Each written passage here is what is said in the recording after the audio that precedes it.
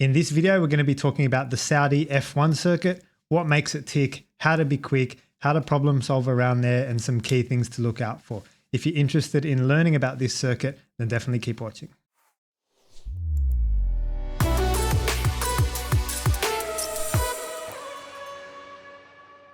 For those of you new to my channel, my name is Martin and I started racing when I was 12. In the sim world, I've raced and beaten some of the best drivers in Australia. I worked as a driver and performance engineer in Formula 3 and I developed my own race strategy simulation software for Formula 1. I raced in KZ2 at the highest level and got pole position in my first ever race. I specialize in the open formula category and now have my own course and website where I can share my 20 plus years of driving experience with you, which I'll put a link to in the description below. Alrighty guys, so if you're learning a new circuit from scratch, there's a certain amount of steps and processes and key things that you need to look out for when you're doing so.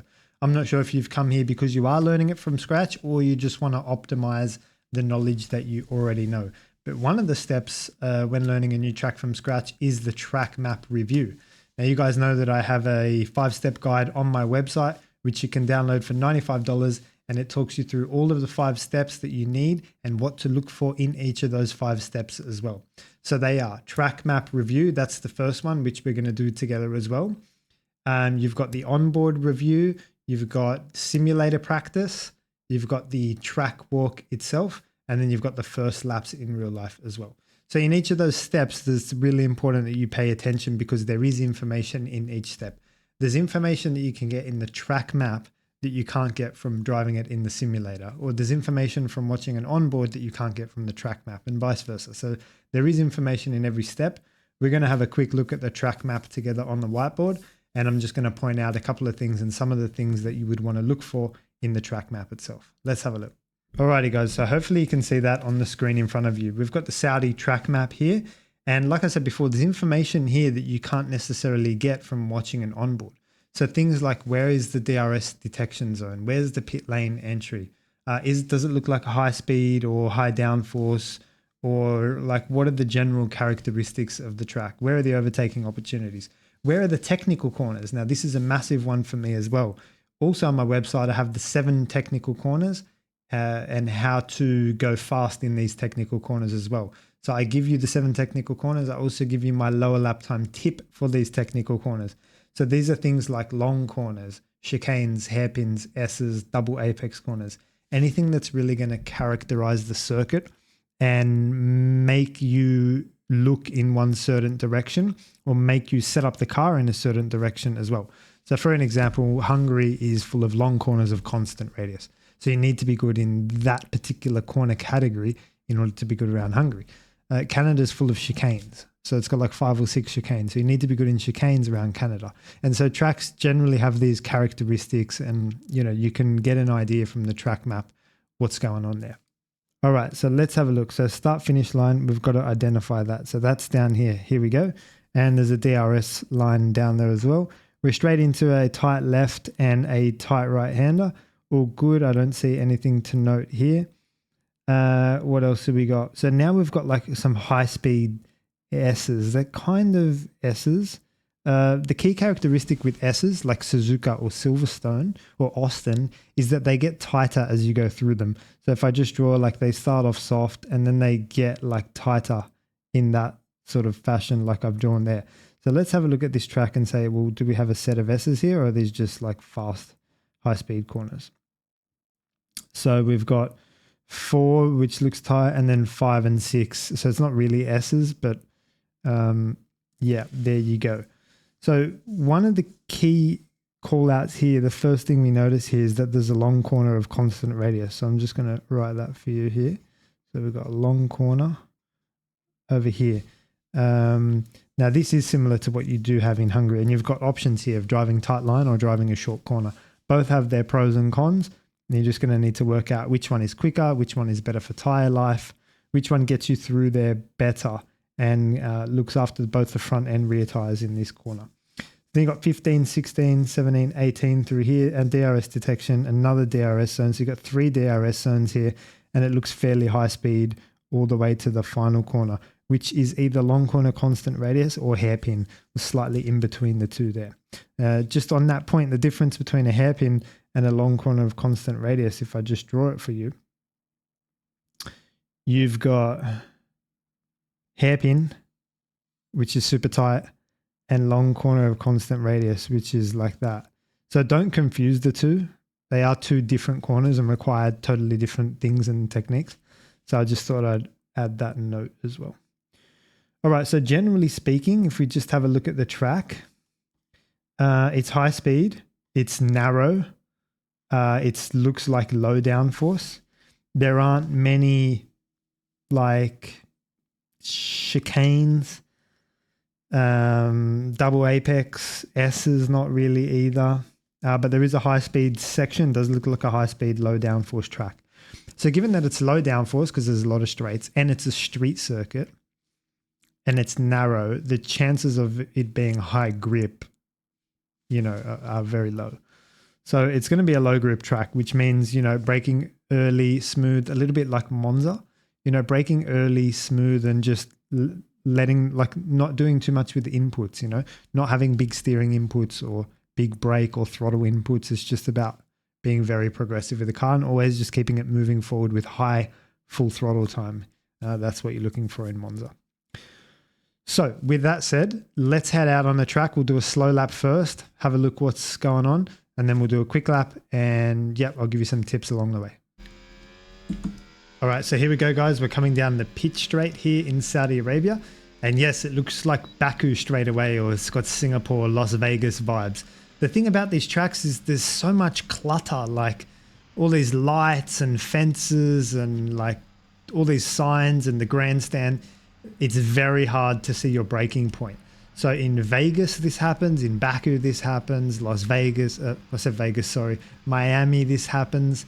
You just can't see the braking board. So this is really, really, really important to find a braking zone into turn one. So you've got the 200 board on the right there and the 150 on the right as well. And then you get this yellow thing. I don't know if you'll be able to see that. And then the 100. So you're going to be braking around here. And that's really important. That's the most important thing on some of these circuits, you find a braking zone. As you come into turn one, you just want to feel the curbs here. And the green one looks okay. And like, can you hook in with that one as well? So it's always good to feel them in slow motion and look at them on the track walk as well. Building throttle out of slow speed, come under the bridge here. And now we're going to start the high speed section that we saw on the track map. So this is like really, in a way, it's a little bit like Monaco coming through Tabac and the swimming pool, because your apex is the wall. So that's really interesting. So it's a very high risk, high reward. And actually, if we just go back, you'll see the angle of this wall here. It's like a hexagon shape. And there is a favorable angle here that you can just brush up against it. So the closer you get, obviously, the more lap time you're going to find, but it is high risk as well. So depending on your risk appetite in quali or the race, that's what is going to be really important. Coming through this high speed section, it's really important that the on throttle and off throttle differential is set up how you want it to be. A lot of throttle work is happening in these corners. A lot of lifting and turning and driving, more throttle, on throttle, off throttle, and turning. So if you're struggling with understeer or oversteer, that would be one place that you could look, as well as the aero balance as well. But provided the car's in balance, coming through this high speed section is really important to have the diff set up the way you want to. If you think about the friction circle, if you want to turn more, you've got to get out of the throttle. So think about this corner here. You've got to lift and then go in, and that's going to be the way that you actually get the nose into this corner. So then you've got flat on the exit, and now the only technical corner that I could find on the track is the long corner of constant radius down here. So brake balance will go probably backwards, 54 into here, and then you've got the option of a short corner, which is to come out wide and then get on throttle early, or you've got the option of the tight line as well. Both have their pros and cons, like I say, so you just got to try both and see which one works.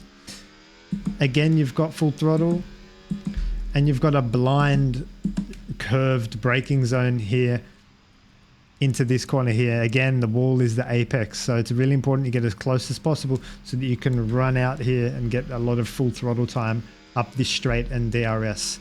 Now, the only other thing I'm going to call out here is the curved braking zones and whether or not you want to straight line braking those curved braking zones. So I'll show you where it is. So you can see here that you've got this right hand curvature and you've got the options of following this wall around, but then having to do some turning whilst braking, which means you could lock up the unloaded right front tire, or you've got the option of coming out slightly wider, but then entering like with the car nice and straight and then nailing this straight braking zone.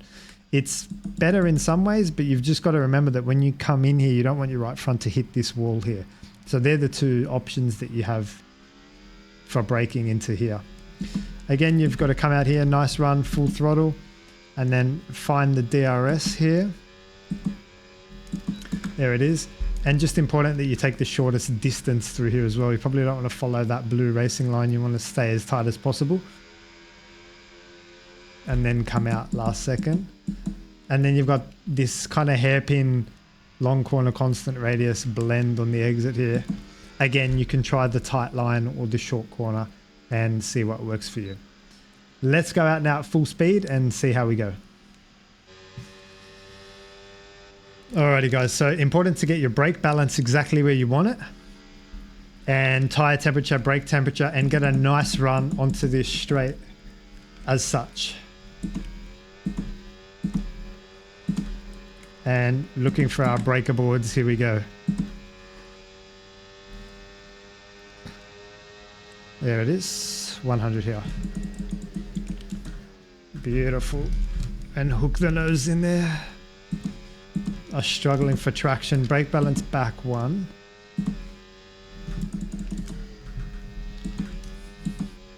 Bit of a lift in the middle just there. And I'm going to go flat here. A lift, lift, flat, lift and flat. So yeah, a bit of throttle work there. Leave the brake balance here. And we'll try to get in early into this corner.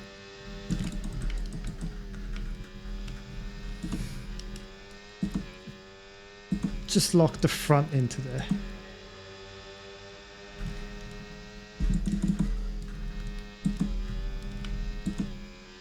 Whoosh.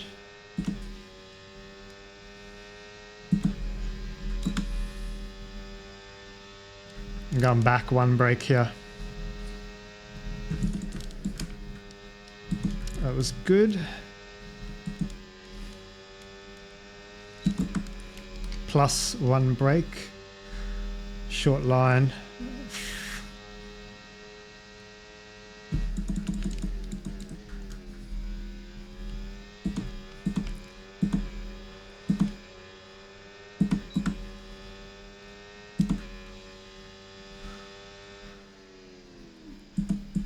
.28.8.